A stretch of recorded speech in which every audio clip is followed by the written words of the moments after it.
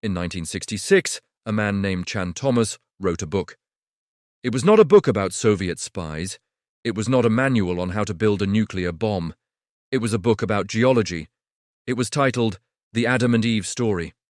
And shortly after it was published, the Central Intelligence Agency seized it. They classified it top secret. For 50 years, this book disappeared from the public eye. It was scrubbed from libraries. It was removed from catalogues. Until 2013, when a sanitized version was finally released under the Freedom of Information Act. Why would the world's most powerful intelligence agency be afraid of a book about rocks? What could a geologist possibly write that would threaten national security? The answer is terrifying. Tsunamis didn't just write about the past, he wrote about a cycle of destruction that happens every few thousand years with clockwork precision. And according to his calculations, we are due for the next one. We are taught that the Earth is a stable home. We are taught that geological changes happen slowly over millions of years. Mountains rise inch by inch. Continents drift at the speed of fingernails growing. But Tsunamis argued that this is a lie. He proposed that the Earth is not stable, it is a ticking time bomb. He described a phenomenon called a pole shift, not a magnetic reversal that takes centuries, but a physical slip of the planet's crust that happens in a single day. Imagine peeling an orange. The skin is the Earth's crust. The fruit inside is the mantle and core. Now imagine that the skin is loose. Under normal conditions, friction holds it in place. But every 6,000 or 7,000 years, something triggers that skin to slip. The inside of the Earth keeps spinning, but the outside shell suddenly rotates 90 degrees. This doesn't sound like much until you understand the physics.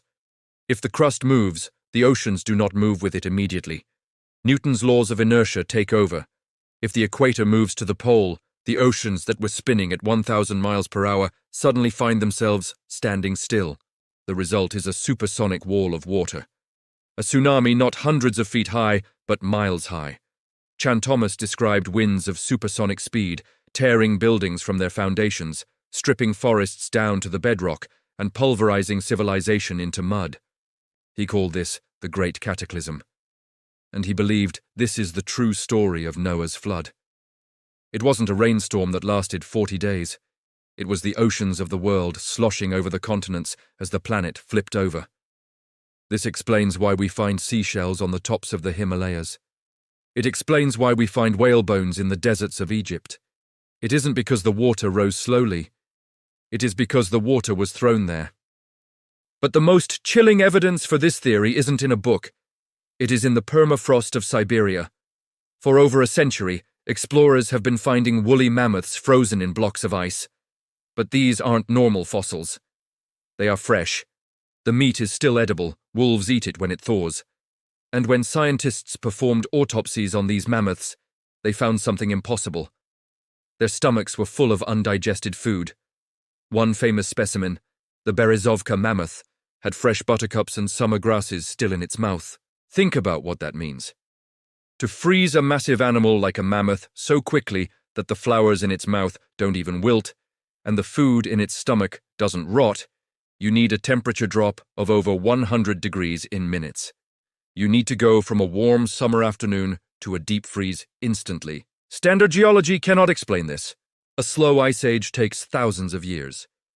But a pole shift explains it perfectly. If Siberia was in a temperate zone 1 minute and then physically shifted into the polar circle the next, the climate would snap freeze. The wind would bring supercooled air from the upper atmosphere, freezing everything in its path instantly. The CIA classified this book because it realized that Tsunamis was right. They realized that our history is not a straight line of progress. It is a cycle of resets. We build civilization, we reach a peak, and then the poles shift and we are wiped out, leaving only a few survivors to start again in the Stone Age. This explains the story of Adam and Eve. They weren't the first humans. They were the first survivors of the last reset. They were the ones who walked out of the mud after the waters receded. Tsunamis analyzed the ancient myths of tribes from all over the world. He found that almost every culture has the same story. The Greeks, the Native Americans, the Sumerians, the Mayans. They all speak of a time when the sun stood still, or when the sun rose in the west and set in the east. If the crust of the Earth slips, it would look exactly like the sun is changing its path in the sky. To a primitive observer, it would look like the sky was falling. In the book, Thomas describes the aftermath. He says that after the slip, the Earth stabilizes in a new position. The ice caps begin to melt because they are now at the equator. This causes massive flooding, the mud flood that buries the ruins of the previous world, and new ice caps begin to form in the new polar regions. The survivors, traumatized and scattered, lose their technology. Within a few generations, the high science of the past becomes mythology.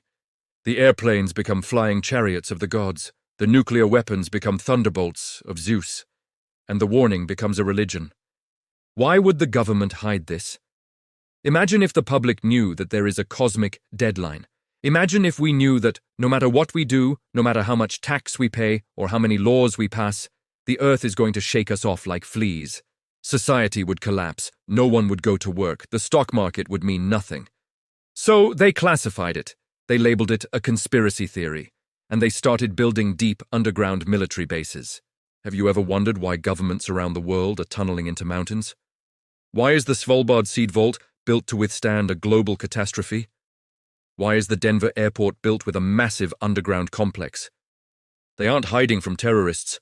They are preparing for the shift. They know the cycle is ending. The magnetic field of the Earth is the glue that holds the crust in place. It locks the outer shell to the spinning core. But we know for a fact that the magnetic field is weakening. Since the 1800s, it has lost 10% of its strength. The North Magnetic Pole is moving faster than ever before. It is racing from Canada towards Siberia. These are the warning signs. The glue is failing. The skin of the orange is getting loose. Chan Thomas believed that the last shift happened roughly 6,500 years ago, and the one before that was about 11,500 years ago. Do the math. We are right in the window. The Adam and Eve story wasn't just a history book, it was a prophecy.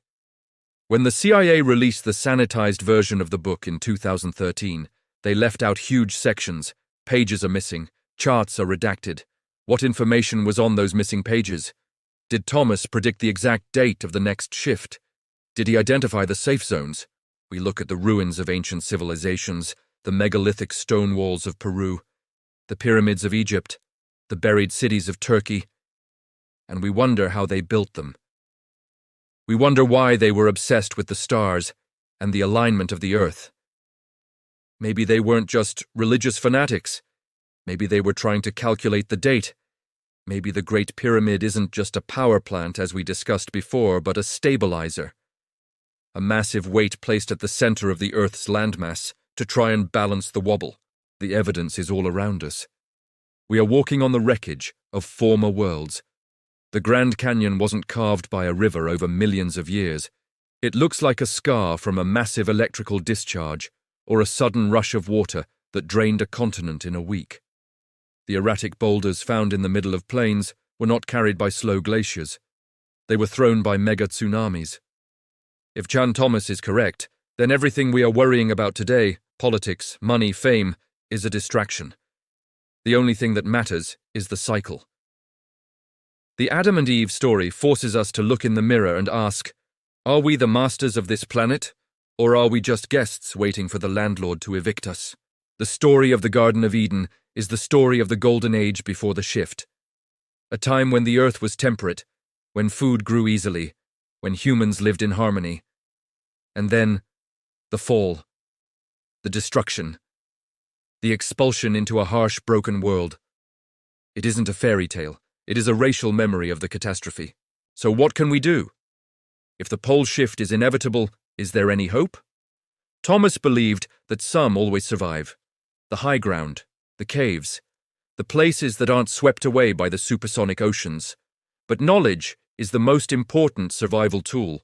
If we forget our history, we are doomed to repeat it. But if we remember, if we decode the warnings left by the ancients, maybe we can prepare. The CIA didn't want you to read this book. They wanted you to keep sleeping, to keep working, to keep the system running until the very last second. But the file is open now. The truth is out. The Earth is shifting. The signs are there for those with eyes to see. The next time you see a storm, or feel an earthquake, or hear about the magnetic pole moving, remember Chan Thomas. Remember the mammoths frozen with flowers in their mouths. And ask yourself, what happens when the sun stands still? The ancients had one more secret. A secret about a place that is safe from the surface cataclysms, a place inside the earth. In the next video, we are going to journey to the center of the planet.